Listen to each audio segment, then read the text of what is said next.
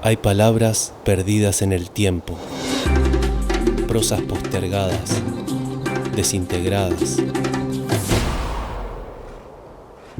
Hoy la tecnología nos acerca de una manera paradójica, permitiéndonos conocer la voz de la poesía oculta, en un encuentro con artistas y referentes de comunidades indígenas de Latinoamérica.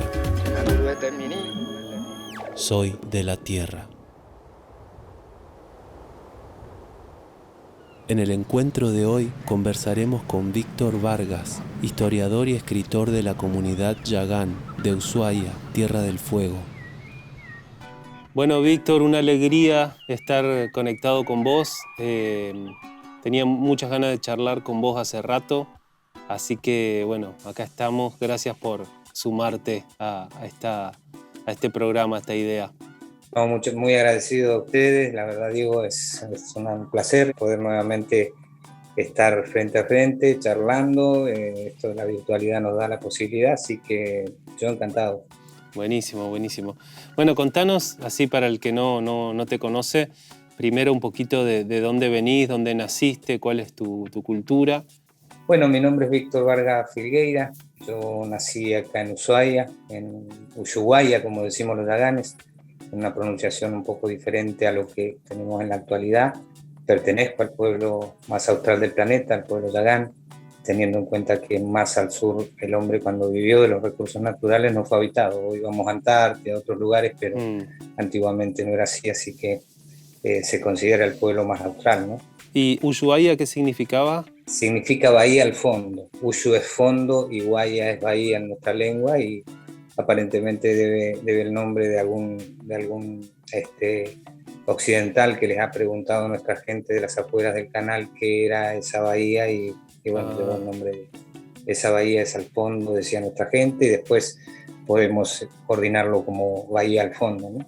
¿Y vos la lengua materna la aprendiste de grande, de chico, directamente de tus padres? No, nosotros directamente desde mamá, en el seno familiar, cuando éramos muy pequeños, y bueno, ese enamoramiento, como digo yo, por la fonética y por todas esas cosas que le preguntaba yo desde muy pequeño a ella, hicieron que uno vaya haciendo, más bien en ese tiempo no se comprendía muy bien, así que éramos como fanáticos de la lengua yagán, sin comprender muy bien lo que había sucedido y por qué estábamos de esa forma, ¿no? Viviendo. Claro.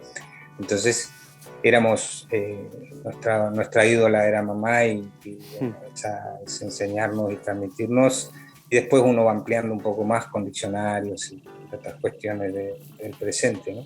Claro, claro. Y ahora, ¿cómo es la realidad de las comunidades ahora? ¿Están viviendo juntos? ¿Están todos diseminados? ¿Cómo está la cosa allá? Y está, yo creo que como en muchas partes del país y de América, de Latinoamérica, ¿no? Hay realidades en los pueblos que los llevan a las grandes ciudades, que los hacen cambiar su forma de vida, bueno, a nosotros desde el 900 en adelante, ¿no?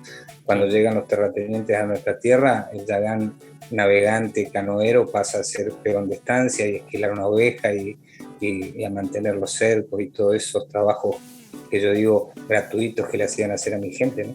Claro, claro. ¿Y ahora cómo están? ¿Están, digamos, conectados? Sí. Estamos nucleados en la comunidad, por decirlo así, ¿no? Estamos en la comunidad indígena Yagán Payacuala, que está reconocida por el Estado argentino con esto de la institucionalidad y todo lo que te piden hoy. Quisimos hacer las cosas como correspondía, entendiéndonos indígenas de hoy. Y bueno, llevamos todos los papeles como corresponde, pero siempre hay que entender que el Estado nos puso en esta situación hace muchos años atrás y difícilmente nos quiere sacar fácilmente de esa situación, ¿no? ¿Se entiende lo que quiero decir? Sí. Entonces, desde ahí uno impulsa un montón de cuestiones, el no caracterizarnos, el no... yo le digo a la gente cuando me preguntan, le digo, si ya cuando me sumergí en esta lucha, yo no podía dar ventaja. Si yo doy ventaja con una vincha, Lamentablemente en la legislatura de mi provincia, en la gobernación de mi provincia me van a recibir como cosa rara y bueno, no voy a lograr los objetivos que tengo permanentemente en mí, que es reivindicar a los pueblos, que los pueblos se entiendan que eran seres humanos, primero y principal, eso es lo que remarco permanentemente, pero tiene que ver con eso, con ser un par. Si yo no puedo ganar esta lucha con el blanco si sigo siendo el inferior, aquel catalogado de una manera diferente, el que tiene una costumbre diferente y todas esas cosas, entonces por ahí pasa un poco esta estrategia, si se quiere, ¿no? de cómo llegar a esferas donde no tendrías lugar y poder impulsada a hacerla de la misma manera que ella. Claro, claro. Vos sabés que me acordé mucho de vos porque ahora cuando fue todo lo del censo, que se hizo un trabajo muy importante desde las comunidades de autodeterminación, y me acordaba mucho de que vos me decías, a veces nos quieren catalogar como descendientes, pero nosotros no somos descendientes, somos yaganes, no somos descendientes de yaganes. Tal cual. Me pareció muy bueno, me pareció muy, muy interesante y muy simple, ¿no? Porque esas cosas que están puestas ahí de ninguna manera al azar y que te bajan el precio, diríamos, ¿no? Tal cual. Cuando me preguntan por qué la escuela y por qué eso, la currícula, por qué no está la temática de Arán, le digo, han generado muchas leyes, se han generado internacionalmente también, pero los estados no las cumplen. Claro. Y además de eso, bueno, empezando a barajar las cartas de entrada, el Estado, como te digo, genera un estereotipo del indígena aquí en nuestra tierra, con roca a la cabeza, y es un estereotipo que no calza con el del blanco, por eso se lo puede cazar en la estepa de Patagonia, en la Tierra del Fuego, en distintos lugares, en el noroeste y en el este de Argentina, porque después de la campaña, no nos olvidemos que hubieron otras los ojos en otros lugares y también los hermanos en distintos lugares sufrieron esa conquista, ¿no? Sí. Por eso también la amplitud de mirada que hay que tener, y yo le digo a los hermanos cuando me toca hablar con ellos por ahí de Patagonia, de algunos lugares, hoy hay que tener una mentalidad a la altura para poder llevar adelante esa reivindicación y ese inexistencia que teníamos hace muy poquito tiempo atrás, ¿no? Hoy estamos levantando la bandera de los pueblos. Cosas que siguen tan vigentes, ¿no? Porque yo hace poco estuve en los juicios por Napalpí, no sé si te enteraste que fue una matanza muy grande en el Chaco en 1924. Y bueno, ahora por suerte eso fue una lucha de Juan Chico y todo un equipo ahí de Fundación Napalpí por lograr que se condene como de lesa humanidad, ¿no? Y ahora salió la condena ya al Estado argentino y me parece muy bueno como precedente de un montón de otras luchas que hay que seguir ahora, ¿no? Es una buena punta de flecha, digamos, para que todo se empiece a revertir de alguna manera y se empiece a reconocer como estas matanzas. Además es una locura el tema de los nombres, ¿no? Campaña del desierto, no había ni desierto ni campaña, era una matanza, ¿no? Como con el texto, con las palabras se tergiversa todo.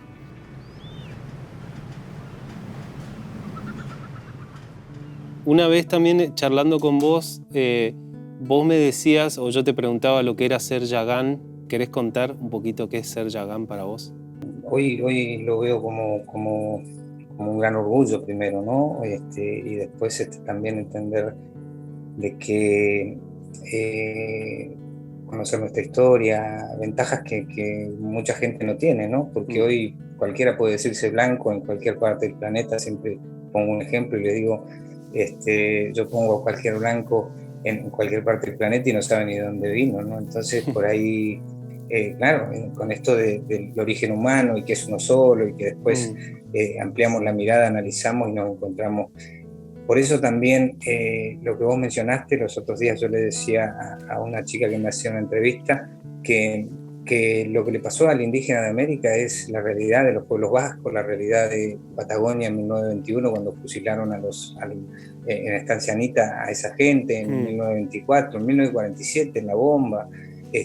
Realidades sociales que viven, que se siguen manteniendo hoy, ¿no? Aquel que tiene en esa desigualdad la desventaja siempre va a sufrir ese sometimiento del otro y porque somos humanos. Entonces hay que ampliar la mirada, porque si no, la idea es reconciliar, la idea es tratar de comprendernos como seres humanos. Y nosotros como yaganes decimos que venimos a deconstruir aquello que se dijo mal o que no se contó de una mejor manera, pero para construir. Claro. Si no, no tendría sentido, porque yo les cuento a ustedes que mi gente fue masacrada aquí, que habían enfermedades venéreas en las yaganas y que se dijo que no soportaron las enfermedades, y con eso, ¿qué gano? Con eso, si no los voy a levantar del suelo. Los voy a levantar del suelo cuando le diga a la gente, vivieron miles de años, y empecemos a comprender que hay una vida mejor detrás de esa estrategia que tenían los pueblos originarios, y que nosotros tenemos 200 y nadie te asegura que hay 100 más. Claro. ¿Y qué otras comunidades hay ahí en la región, además de los yaganes? Y acá tenemos instituida también en el Estado argentino, y como la única también comunidad que tiene territorio otorgada por el Estado argentino, que es la comunidad Rafael Aesto, la comunidad Selnan, que está en la zona norte, en la zona de lo que hoy es Tolwyn, Río Grande, la zona norte de la isla. Y después tenemos hoy en Chile, que es la comunidad Cahuéscar, que está por esta división de fronteras, quedó, por decirlo así, del lado chileno hoy, claro, está constituida ante la CONADI, ¿no? Que claro, pero es preexistente a los países, ¿no? Preexistente al Estado, o sea, como... Sí. Sí, y por eso hoy, con esta realidad que nos toca, ellos tienen que estar regidos, como te dije, a la CONADI, que es la Corporación de Asuntos Indígenas en Chile, pero que es de Tierra del Fuego y que fue pueblo que navegó al lado de los nuestros permanentemente y se cruzaban en distintas ocasiones y oportunidades, ¿no? Es que sí, una de las cosas que pasó con los estados fue la fronterización arbitraria, ¿no? De tantas regiones que comparten culturalmente e históricamente tantas cosas.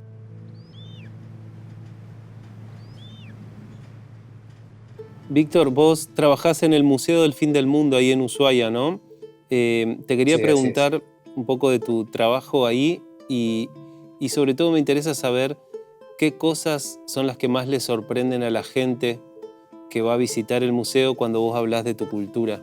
Bueno, sí, efectivamente trabajo en el Museo del Fin del Mundo. Hace unos 5 años y medio que estoy ahí dando una charla que se llama Uniendo Tiempos, la otra mirada. También soy guía de sala porque conozco toda la historia de mi tierra en lo que tiene que ver con lo contemporáneo también, así que bueno, es un sondeo, ¿no? Es una cuestión muy, muy, muy interesante, muy linda, y me enriquece muchísimo permanentemente la devolución que te da la gente, ¿no? Se siente feliz, te agradece permanentemente.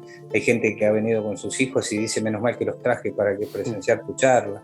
Entonces, porque la charla se llama Uniendo Tiempos, la otra mirada, y tiene que ver con quiénes somos y hacia dónde vamos. Dejar de llamar pintura rupestre al dibujo antiguo, dejar de llamar cazador-recolector al humano antiguo. Hay un montón de cosas que yo deconstruyo ahí, ¿no? En esa charla, que dura 1 hora y media de promedio, imagínate, y que no hay ni una pregunta, porque lo loco es que le pregunto a la gente en cualquier momento que necesiten hacer una pregunta, la pueden hacer, y después trato de ir entre pausa y pausa preguntando si hay algo, y nunca hay nada. Es una cuestión muy loca. Mira. Porque se trata de contar la historia de los primeros tiempos, de hablar del corsario Cristóbal Colón, que vino y que la única diferencia que tenía con un pirata era que tenía una patente que le daba la corona española en este caso.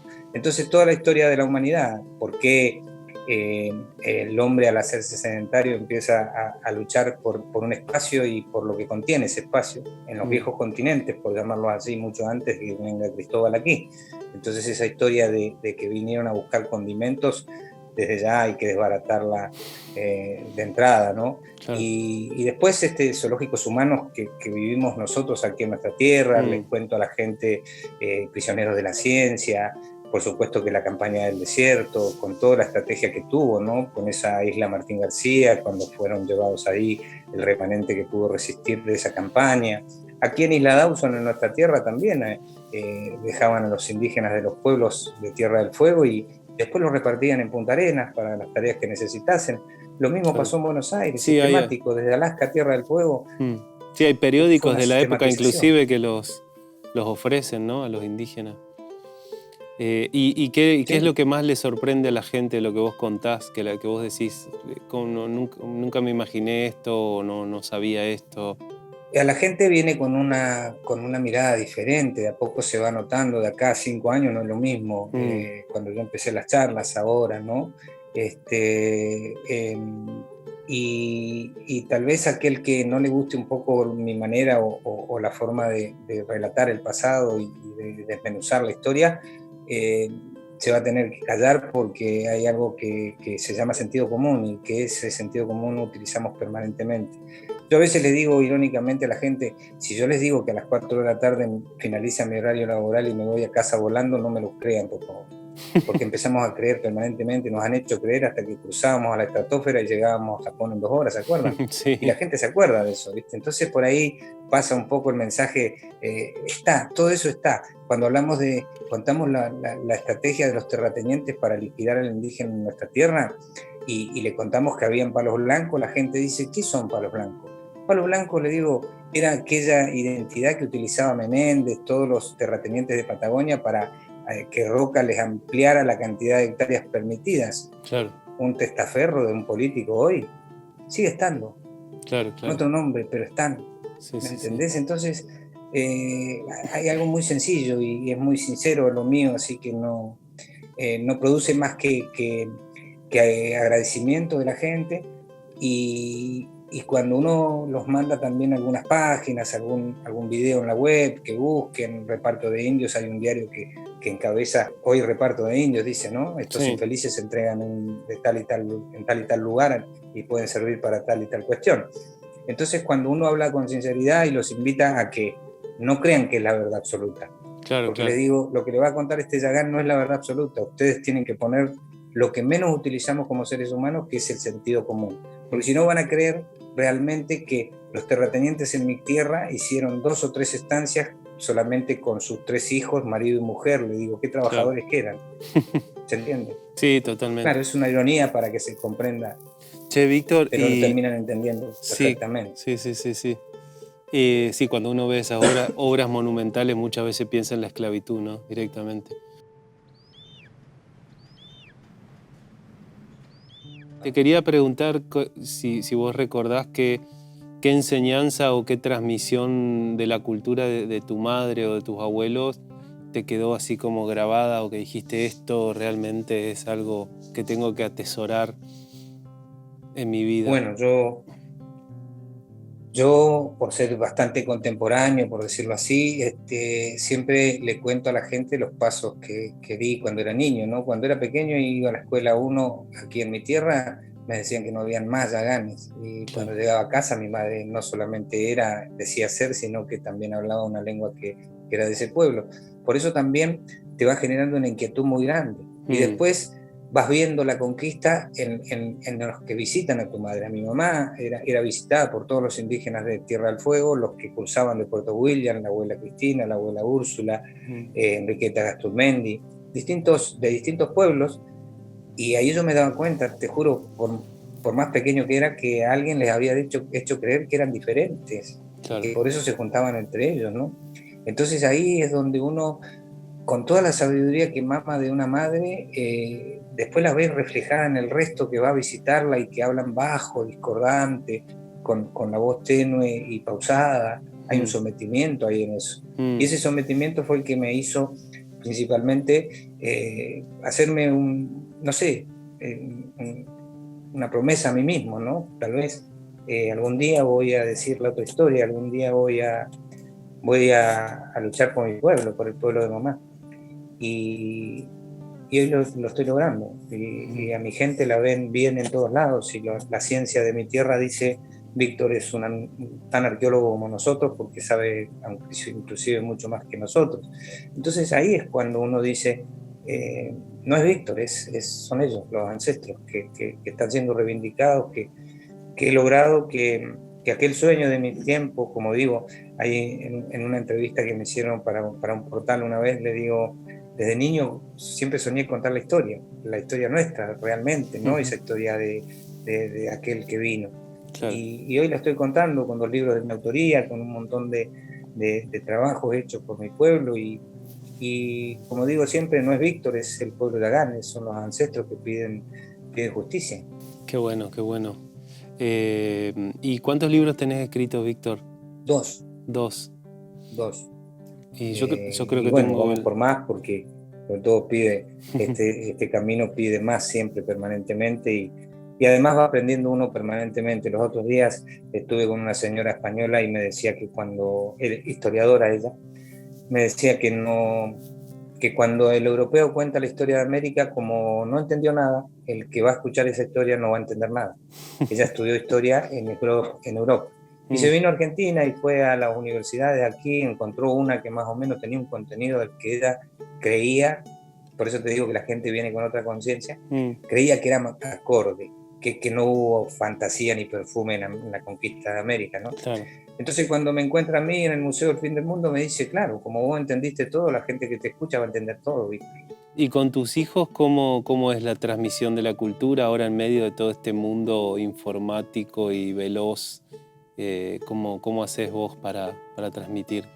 Y yo trato de mantenerlos cerca de la naturaleza, trato de llevarlos conmigo en los tiempos veraniegos y compartir tiempo en el mar, como se pueda. Tengo amigos que navegan y por ahí nos han llevado a algún lado, hemos sacado centollas, hacer un poco a la vez la cultura de nuestro pueblo, tratar de acercarlos. Ellos hablan un poco la lengua, se presentan en Yagán, saben precisamente de dónde vienen, entonces yo me veo reflejado ahí y yo lo tuve que descubrir, lo tuve que analizar un montón. ¿Sabés cuántas veces me miré al espejo y dije, ¿y yo qué soy si mamá dice que su mamá era?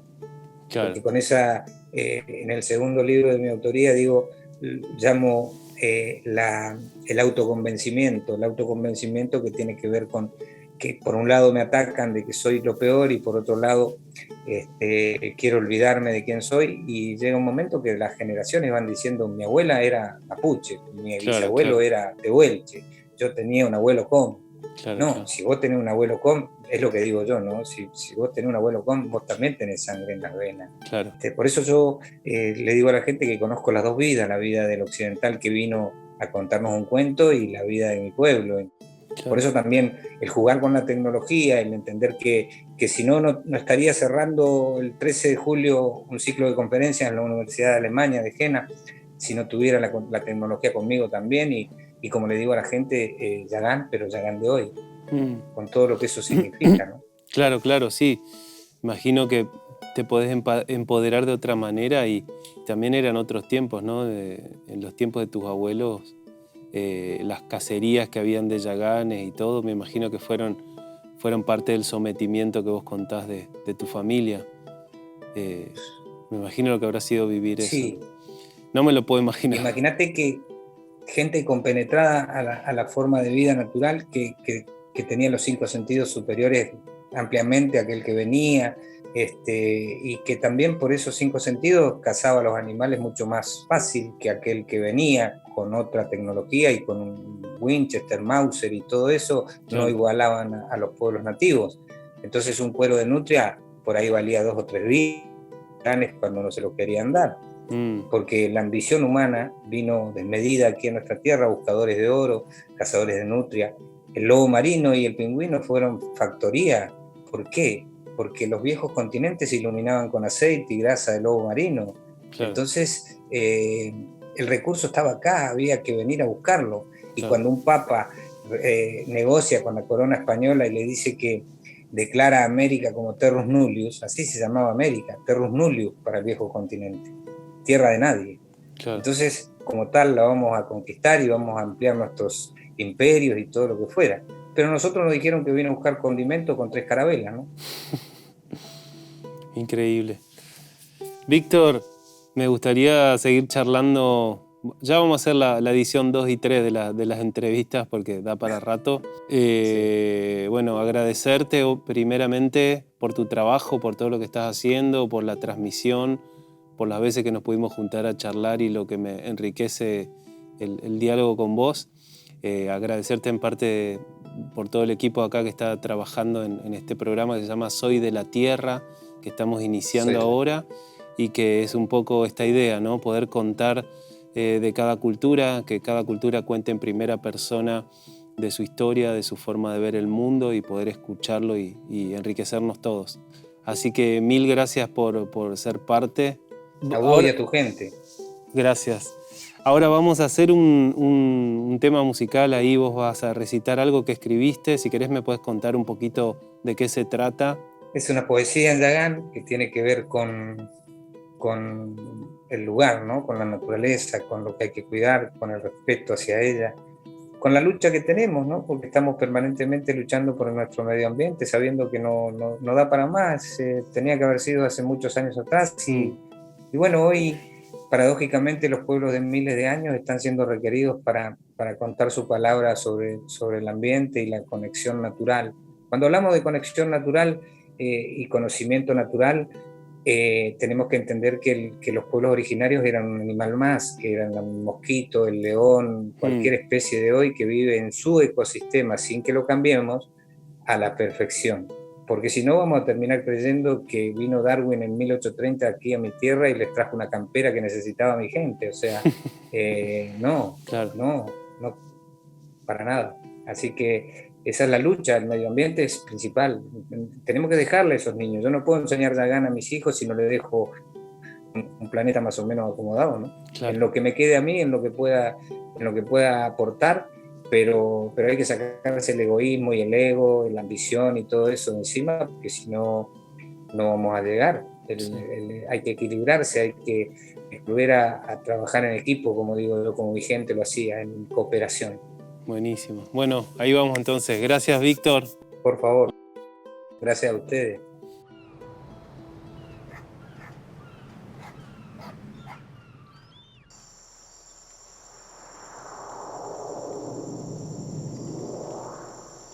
Huaymuto, Anikin, Yagankuta,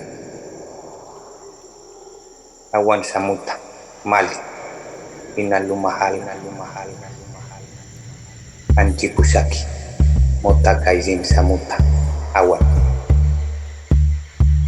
Awanshi, Anikin Kamani,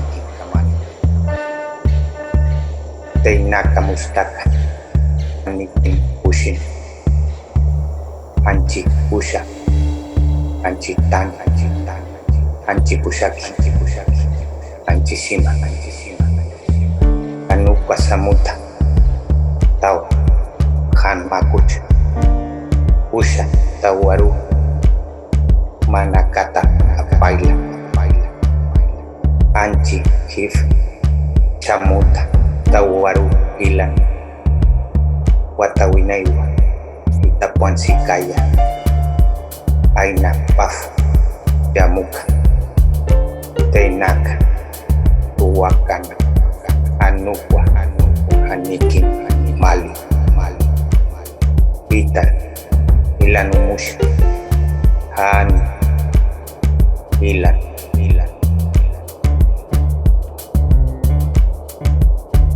Todavía existe nuestro idioma Yagán. Nosotros somos la raíz de la gente del noroeste. El fuego de los ancestros está con nosotros. Este es nuestro lugar. Hay que cuidar nuestro territorio. El viento, la tierra, el fuego, el agua, todo está con nosotros, hermanos. El viento sopla muy fuerte. El aire también sopla fuerte desde el sur. El creador, el viejo padrecito, camina. No está lejos. Hay que enseñar a todos nuestra raíz, desde el este al oeste y desde el norte al sur.